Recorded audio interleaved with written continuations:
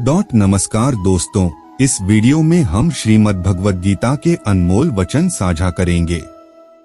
जब कुरुक्षेत्र में कौरवों और पांडवों के बीच युद्ध हो रहा था तो श्री कृष्ण अर्जुन को संबोधित करते हुए कहा गए थे। इस श्लोक में यद्यपि अर्जुन को संबोधित किया जा रहा है, लेकिन यह हम सभी के लिए कहा गया है और हम सभी को इससे सीखना चाहिए। इसलिए आप इस वीडियो के सभी श्लोक अवश्य सुनें, ताकि आप इस जीवन को अच्छे से समझ सकें और इस जीवन को अच्छे से जी सकें। श्रीमद् भगवद गीता, जिसे अधिकतर लोग केवल गीता ही कहते हैं, एक हिंदू धर्म ग्रंथ है। भगवद गीता में भगवान कृष्ण के 701 श्लोक हैं। यह हिंदू धर्म के सबसे महत्वपूर्ण ग्रंथों में से एक है। यह कुरुक्षेत्र युद्ध के दौरान अर्जुन और भगवान श्री कृष्ण के बीच हुआ संवाद है, जिसे महाभारत के नाम से भी जाना जाता है। गीता को भगवान के गीत के रूप में भी जाना जाता है, जहां वह हमारे साथ आध्यात्मिक और जीवन ज्ञान और अपने दर्शन साझा करते हैं। भगवद गीता की कहानी शुरू होती है जहां अर्जुन लड़ने के लिए तैयार है, परंतु वह यह सोचकर झिझका कि यदि वह युद्ध करेगा और उनके मित्रों तथा संबंधियों को मार डालेगा तो यह घोर पाप होगा। इसलिए इस लड़ाई से उसे कुछ हासिल नहीं होगा, भले ही उसे अपना राज्य वापस मिल जाए। यहाँ फिर से भगवान कृष्ण उन्हें देवत्व की प्रकृति, मानव जाति की अंतिम नियति और नश्वर जीवन के उद्देश्य के साथ साथ कर्म, ज्ञान और भक्ति योग के बारे में बताते हैं। तो चलिए फिर देखते हैं। श्री कृष्ण बोले, हे अर्जुन, उस असमय तुम्हें यह भ्रम क्यों हो गया? क्योंकि इसका संचालन न तो श्रेष्ठ पुरुषों द्वारा किया जाता है, न स्वर्ग देने वाले द्वारा और न कर्म करने वाले द्वारा ही किया जाता है। इसलिए हे अर्जुन, नपुंसकता मत प्राप्त कर, हृदय की क्षुद्र दुर्बलता को त्याग कर युद्ध के लिए उठ खड़ा हो। हे अर्जुन, तू प्रेम नहीं करता, मनुष्य के लिए शोक करता है और बुद्धिमान पुरुषों को वचन सुनाता है। लेकिन जिनकी जान चली गई हो और जिनकी जान ही न गई हो, उनके लिए पंडित दिलचस्पी नहीं दिखाते। हे अर्जुन, सर्दी, गर्मी, सुख दुख को उत्पन्न करने वाली इंद्रियां तथा विषयों का संयोजन मूलतः अविनाशी और अनित्य है। इसलिए तुम इसे सहन करो। जो इस आत्मा को हत्यारा मानता है और जो इसे मरा हुआ मानता है, वे दोनों नहीं जानते, क्योंकि यह आत्मा वास्तव में न तो किसी को मारता है और न ही किसी के द्वारा मारा जाता है। यह आत्मा न तो किसी के समय में जन्मती है और न ही मरती है, और यह नए सिरे से जन्म लेकर फिर से घटित होने वाला है, क्योंकि यह जन्मना नृत्य अनादि प्राचीन है, चाहे शरीर मारा जाए या न मारा जाए। जो मनुष्य इस आत्मा को अविनाशी, नित्य, अजन्मा और अविनाशी मानता है, वह मनुष्य कैसे किसको मरवाता है और किसको कैसे मरवाता है। जिस प्रकार मनुष्य पुराने वस्त्रों को त्याग कर नए वस्त्र धारण कर लेता है, उसी प्रकार आत्मा भी पुराने शरीरों को त्याग कर नए शरीरों को धारण कर लेती है। इस आत्मा को शस्त्र नहीं काट सकते, अग्नि जला नहीं सकती, पिघल सकता है और हवा को सुखा नहीं सकता। परंतु यदि आप इस आत्मा को नित्य जन्म लेने वाला और नित्य मरने वाला माने तो भी यह योग्य नहीं है। हे अर्जुन, यह आत्मा हर किसी के शरीर में मौजूद है, इसलिए सभी प्राणियों के लिए तुम शोक के योग्य नहीं हो। या तो तुम युद्ध में मारे जाकर स्वर्ग प्राप्त करोगे अथवा युद्ध जीतकर पृथ्वी का राज्य भोगोगे। इसलिए हे अर्जुन, युद्ध के लिए दृढ़ संकल्पित हो जाओ। जय और पराजय, लाभ और हानि तथा सुख और दुख को समान समझकर फिर युद्ध के लिए तैयार हो जाओ। इस प्रकार युद्ध करने से तुम्हें पाप की प्राप्ति नहीं होगी। तुम्हारा अधिकार केवल कर्म करने में है, उसके फल में कभी नहीं। इसलिए कर्मों के फल का लक्ष्य मत बनो और कर्म न करने में भी आसक्त मत हो। हे अर्जुन, उस समय जब मनुष्य मन की सभी इच्छाओं को पूरी तरह से त्याग देता है और आत्मा में ज्ञान में स्थित कहा जाता है, उसे जो दुख पाकर भी चिंता नहीं करता, जो सुखों की प्राप्ति से सर्वथा विरक्त है तथा जिसका मोह, भय और क्रोध नष्ट हो गए हैं, ऐसा मुनि स्थिर बुद्धि वाला कहा जाता है। इसलिए साधक को उन सभी इंद्रियों को वश में करके लीन हो जाना चाहिए, मेरा प्राण बनकर ध्यान में बैठना चाहिए। क्योंकि जिस मनुष्य की इंद्रियां वश में होती हैं, उसकी बुद्धि स्थिर होती है। जो मनुष्य विषयों का चिंतन करता है, वह उन विषयों में आसक्त हो जाता है। आसक्ति से उन वस्तुओं की इच्छा उत्पन्न होती है और जब उस इच्छा में विघ्न होता है तो क्रोध उत्पन्न होता है। क्रोध अत्यंत मूर्खतापूर्ण भावनाओं को जन्म देता है। मूर्खतापूर्ण भावनाओं के कारण स्मृतियों में भ्रम उत्पन्न हो जाता है। इस स्मृति में भ्रम के कारण बुद्धि अर्थात ज्ञान की शक्ति नष्ट हो जाती है और बुद्धि का नाश होने से यह मनुष्य अपने पद से गिर जाता है। किसी और के जीवन की पूर्णता की नकल करने की तुलना में अपने भाग्य को अपूर्ण रूप से जीना बेहतर है। एक उपहार तब शुद्ध होता है जब वह दिल से सही व्यक्ति को सही समय पर और सही जगह पर दिया जाता है और जब हम बदले में कुछ नहीं चाहते। जो कोई भी अच्छे कर्म करता है उसका अंत कभी भी बुरा नहीं होता, न तो यहाँ न ही आने वाले संसार में। लंबे अभ्यास से जो सुख मिलता है, जिससे दुख का अंत होता है, जो पहले तो जहर के समान होता है लेकिन अंत में अमृत के समान होता है। इस प्रकार की खुशी व्यक्ति के अपने मन की शांति से उत्पन्न होती है। जो कोई भी अपने दृढ़ संकल्प में दृढ़ है और समान रूप से संकट और सुख के हमलों को सहन कर सकता है, वह निश्चित रूप से आध्यात्मिक प्राप्ति के उन्नत चरण के लिए मुक्ति का पात्र है। ईश्वर की शांति उन लोगों के साथ है जिनका मन और आत्मा सद्भाव में है। जो काम और क्रोध से मुक्त है, जो अपनी आत्मा को जानता है। नरक के 3 कारण हैं काम, क्रोध और लोभ। अपने सभी कार्य भगवान पर ध्यान केंद्रित करके करें। आसक्ति छोड़ो और सफलता तथा असफलता को समान दृष्टि से देखो। अध्यात्म का अर्थ है समानता। वह जिसने घृणा को त्याग दिया है, जो सभी प्राणियों के साथ दया का व्यवहार करता है और करुणा रखता है, जो सदैव शांत रहता है, दुख या सुख से अप्रभावित, संयमी, दृढ़ और धैर्यवान, मैं और मेरे से मुक्त, उसका पूरा मन मुझ पर केंद्रित होता है, वही वह व्यक्ति है जिसे मैं सबसे अधिक प्यार करता हूँ। जो व्यक्ति मुझे हर चीज में देखता है, जो एकता में निहित है, उसे पता चलता है कि मैं हर प्राणी में हूँ। वह जहाँ भी जाता है मुझ में ही रहता है। जब वह सभी को दुख में या सुख में समान रूप से देखता है, क्योंकि वे अपने जैसे होते हैं, तो वह व्यक्ति योग में निपुण होता है। मैं संसार का नाश करने वाला मृत्यु बन गया। सुख और संकट की अस्थायी उपस्थिति और समय के साथ उनका गायब हो जाना।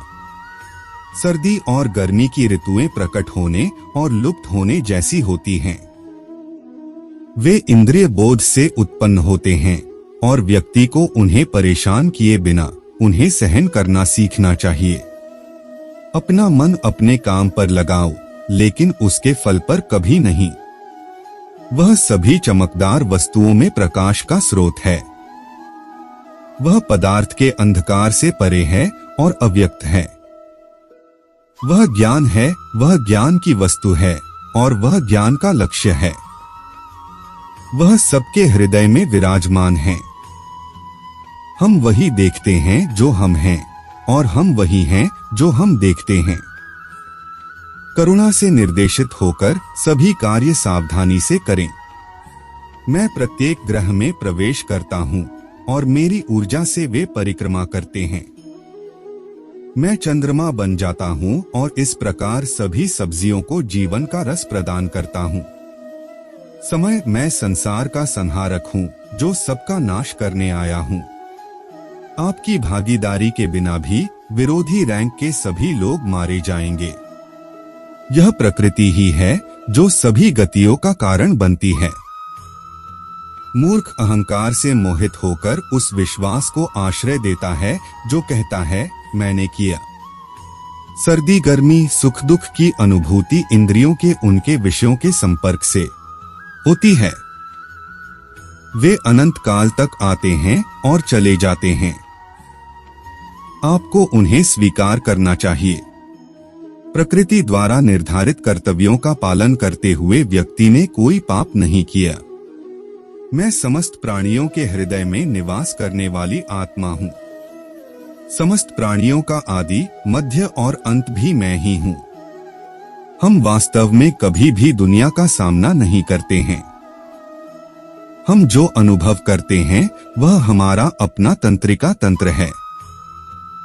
अपने अपने कर्तव्य निभाने पर आपका नियंत्रण है, लेकिन परिणाम पर कोई नियंत्रण या दवा नहीं है। असफलता का डर, काम के फल से भावनात्मक रूप से जुड़ा रहना सफलता में सबसे बड़ी बाधा है, क्योंकि यह मन की स्थिरता को लगातार बिगाड़कर कार्यक्षमता को छीन लेता है। स्वार्थी कर्म संसार को कैद कर देते हैं। व्यक्तिगत लाभ के बारे में सोचे बिना निस्वार्थ भाव से कार्य करें। अपनी इच्छा शक्ति के बल पर खुद को नया आकार दें। अपनी इच्छा शक्ति से खुद को कभी निराश न होने दें। बुद्धिमान लोग अपनी चेतना को एकीकृत करते हैं और कर्म के फल के प्रति आसक्ति छोड़ देते हैं। जब कोई व्यक्ति दूसरों के सुख दुख पर इस तरह प्रतिक्रिया करता है जैसे वे उसके अपने हों, तो उसने आध्यात्मिक मिलन की उच्चतम अवस्था प्राप्त कर ली है। कर्म का वास्तविक लक्ष्य स्वयं का ज्ञान है।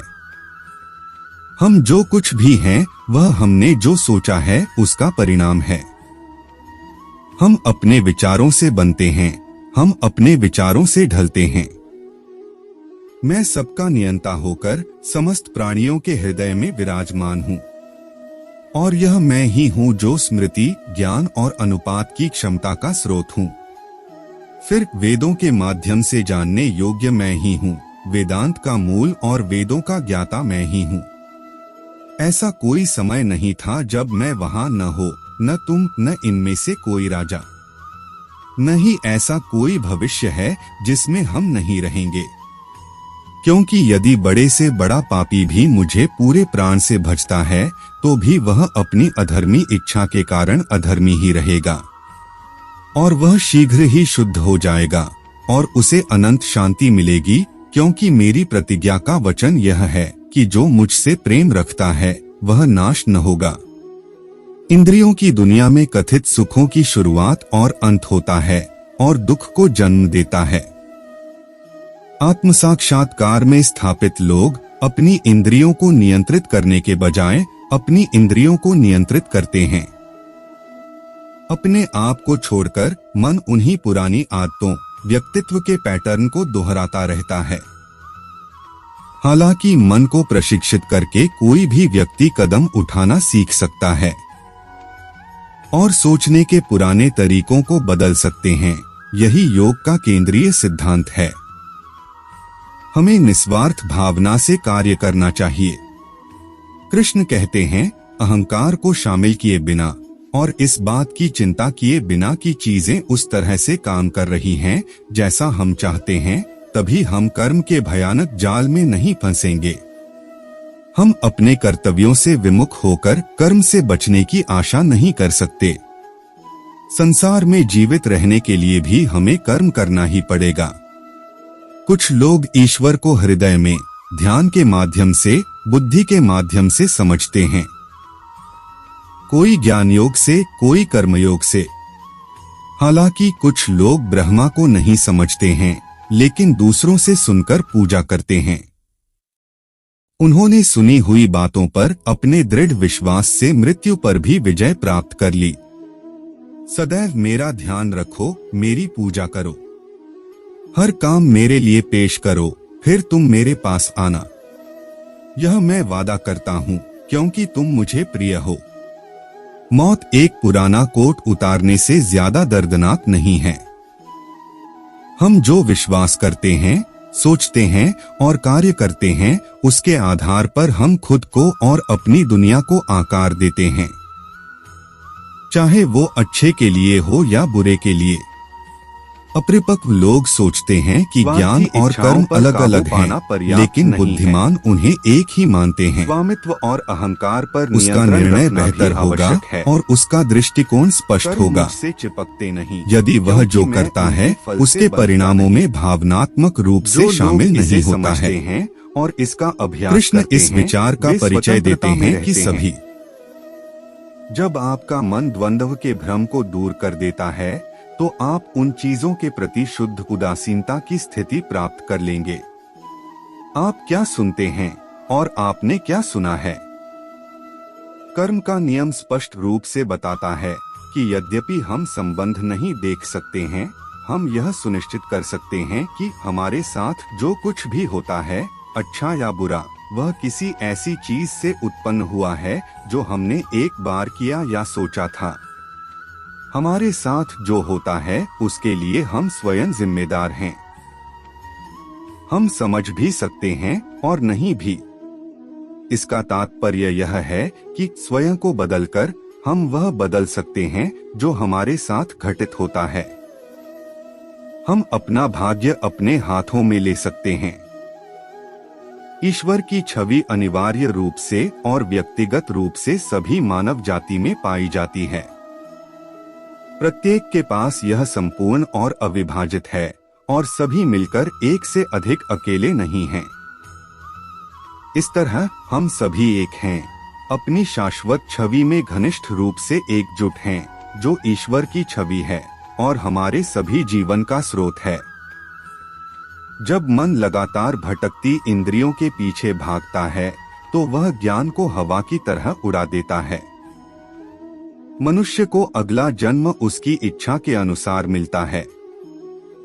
यह दुनिया हर पल बदल रही है और जो चीजें बदलती हैं वे अवास्तविक हैं। जीवन न तो भविष्य में है और न ही अतीत में, जीवन केवल इसी क्षण में है। एक सच्चाई अगर हम इसे दिल से लें तो यह है कि हम न तो भविष्य देख सकते हैं और न ही भविष्य बना सकते हैं। हम केवल धैर्य और साहस के साथ दुनिया को गले लगा सकते हैं। तो क्या जीवन का हर क्षण जीवन से परिपूर्ण नहीं होगा? हम सभी जानते हैं कि ज्ञान की प्राप्ति समर्पण से होती है, लेकिन समर्पण का वास्तविक महत्व क्या है, क्या हमने कभी सोचा है? मनुष्य का मन सदैव ज्ञान प्राप्ति में अनेक प्रकार की बाधाएं उत्पन्न करता रहता है। कभी दूसरे विद्यार्थियों से ईर्ष्या होती है, कभी पढ़ाए गए पाठ पर संदेह होता है और कभी गुरु द्वारा दिया गया दंड मन को अभिमान से भर देता है।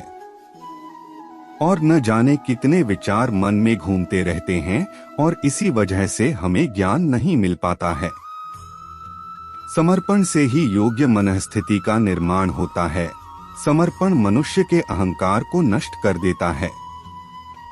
जब दो लोग करीब आते हैं तो वे निश्चित रूप से एक दूसरे के लिए सीमाएं बनाने की कोशिश करते हैं। अगर हम सभी रिश्तों पर विचार करें तो पाएंगे कि सभी रिश्तों का आधार ये सीमाएं हैं जो हम एक दूसरे के लिए बनाते हैं। और यदि अनजाने में कोई दूसरा व्यक्ति सीमाएं तोड़ देता है तो उसी क्षण हमारा हृदय क्रोध से भर जाता है कि आखिर इन सीमाओं का वास्तविक स्वरूप क्या है। कभी सोचा है? सीमाओं के द्वारा हम दूसरे व्यक्ति को निर्णय लेने की अनुमति नहीं देते, अपना निर्णय उस व्यक्ति पर थोपते नहीं हैं। अर्थात किसी की स्वतंत्रता को अस्वीकार कर दिया जाता है, और जब स्वतंत्रता को अस्वीकार कर दिया जाता है तो उसका हृदय दुख से भर जाता है। और जब वे सीमाएं लांघते हैं तो हमारा दिल गुस्से से भर जाता है। ऐसा क्यों नहीं होता? और यदि एक दूसरे की स्वतंत्रता का सम्मान किया जाता है तो किसी सीमा या सीमा की कोई आवश्यकता नहीं है। अर्थात जिस प्रकार स्वीकृति किसी रिश्ते का शरीर है, क्या उसी प्रकार स्वतंत्रता भी रिश्ते की आत्मा नहीं है? हर किसी के जीवन में ऐसी स्थिति जरूर आती है, दिल में सच बोलने की जिद तो होती है, लेकिन सच मुंह से बाहर नहीं आ पाता। किसी घटना या प्रसंग के बारे में बात करते समय मन में एक डर सा घेर लेता है कि अगर मुझसे कोई गलती हो गई तो क्या होगा, उसके बारे में कुछ कहो, क्या यह सच है? नहीं, ये सिर्फ तथ्य हैं। लेकिन कभी कभी उस बात को बोलने से भी डर लगता है। शायद किसी और की भावनाओं का ख्याल मन में आने से दूसरे को ठेस पहुंचेगी, यह डर भी शब्दों को रोक देता है। तो यह सत्य क्या है? जब कोई डरकर भी तथ्यात्मक बात कहता है तो उसे सत्य कहा जाता है। वस्तुतः सत्य और कुछ नहीं बल्कि निर्भयता का ही दूसरा नाम है। और निर्भय होने का कोई समय नहीं है, क्योंकि निर्भयता आत्मा का स्वभाव है। दरअसल यह संकट का जन्म है, अवसर का जन्म है, खुद को बदलने का, अपने विचारों को ऊंचा उठाने का, अपनी आत्मा को मजबूत और प्रबुद्ध बनाने का। जो यह करना जानता है उसे किसी संकट का सामना नहीं करना पड़ता। लेकिन वह ऐसा करने में सक्षम नहीं है। वह स्वयं दुनिया के लिए एक संकट है। कभी कभी कोई घटना मनुष्य के जीवन की सारी योजनाएं तोड़ देती है और मनुष्य उस आघात को अपने जीवन का केंद्र मानते हैं। क्या भविष्य का निर्माण मनुष्य की योजनाओं के आधार पर होता है? नहीं, ठीक वैसे ही जैसे जो किसी ऊंचे पहाड़ पर सबसे पहले चढ़ता है, जो उस पहाड़ के नीचे बैठकर योजना बनाता है। क्या वही योजना उसे उस पहाड़ की चोटी पर ले जाती है? नहीं, दरअसल जैसे जैसे वह ऊपर चढ़ता है उसके सामने नई चुनौतियां आती हैं। हर स्थिति में वह अपनी अगली स्थिति तय करता है। उन्हें हर पद पर अपनी योजनाएं बदलनी पड़ती हैं। कहीं पुराना प्लान उसे गर्त में न धकेल दे, वह पहाड़ को अपने योग्य नहीं बना सकता, वह केवल स्वयं को पहाड़ के योग्य बना सकता है। क्या जीवन के साथ भी ऐसा नहीं होता? जब इंसान जीवन की किसी एक चुनौती को ही अपने जीवन का केंद्र मान लेता है, यदि वह अपने जीवन की गति को रोक देता है तो वह अपने जीवन में सफल नहीं हो सकता। नहीं, वह सुख शांति प्राप्त करके जानता है। यानी जीवन को अपने लायक बनाने के बजाय खुद को जीवन के लायक बनाना ही सफलता और खुशी का एकमात्र रास्ता नहीं है। जीवन की परीक्षा में सफल होने के लिए मनुष्य क्या नहीं करता? वह घूमता है, दौड़ता है, लेकिन जब फिर भी उसका काम नहीं बनता तो वह नकल करता है। जैसा कि बचपन में होता था, जब आप परीक्षा देने जाते थे तो सफलता पाने के लिए किसी न किसी तरीके से नकल करते थे और पास हो जाते थे। लेकिन जिंदगी की परीक्षा ऐसी नहीं होती। जो धोखा देता है वह जिंदगी में सफल नहीं होता। क्योंकि स्कूल में सबके सवाल एक जैसे होते हैं, लेकिन जिंदगी में ऐसा नहीं है।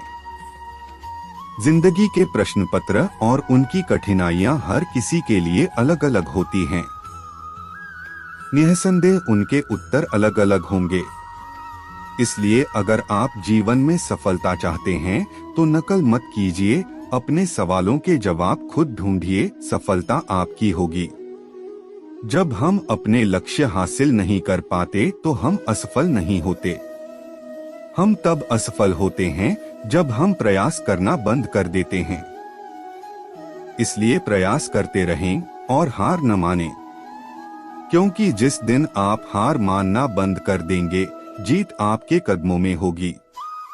आगे बढ़ना है तो अपनों का साथ दो, लेकिन साथ देने से पहले यह पहचानो कि तुम्हारे अपने कौन हैं। क्या सिर्फ वही होते हैं जिनसे हमारा खून का रिश्ता होता है, या हमारे दोस्त वो होते हैं जो हमें अच्छे काम करने के लिए प्रेरित करते हैं, आगे बढ़ाते हैं, हमारा साथ देते हैं, और जिनके सहयोग से समाज का नाश होता है, धर्म की हानि होती है, वे सगे होते हुए भी सगे नहीं होते। इसलिए अपने प्रियजनों की परिभाषा चुनते समय उन्हें अपना माने, जो आपका साथ देते हैं। वे नहीं जो हमें अज्ञानता के मार्ग पर ले जाते हैं। जो भी हुआ अच्छे के लिए हुआ। जो भी हो रहा है अच्छे के लिए हो रहा है। जो भी होगा अच्छे के लिए ही होगा। आपको काम करने का अधिकार है, लेकिन काम के फल का कभी नहीं। परिवर्तन ब्रह्मांड का नियम है। आप एक पल में करोड़पति या कंगाल हो सकते हैं। आत्मा न तो जन्म लेती है और न ही मरती है। तुम खाली हाथ आए थे और खाली हाथ जाओगे। काम, क्रोध और लोभ विनाशकारी नरक के 3 द्वार हैं। इंसान अपने विश्वास से बनता है। जैसा वह विश्वास करता है वैसा ही वह होता है। जब ध्यान में महारत हासिल हो जाती है तो मन हवा रहित स्थान में दीपक की लौ की तरह स्थिर रहता है। हम बाधाओं के कारण नहीं, बल्कि लक्ष्य के स्पष्ट रास्ते के कारण अपने लक्ष्य से दूर रहते हैं। आशा समाप्त होने पर शांति शुरू होती है। बुरे कर्मों का अंत बुरा ही होता है। व्यक्ति को प्रेम, सहनशीलता और निस्वार्थता का अभ्यास करना चाहिए।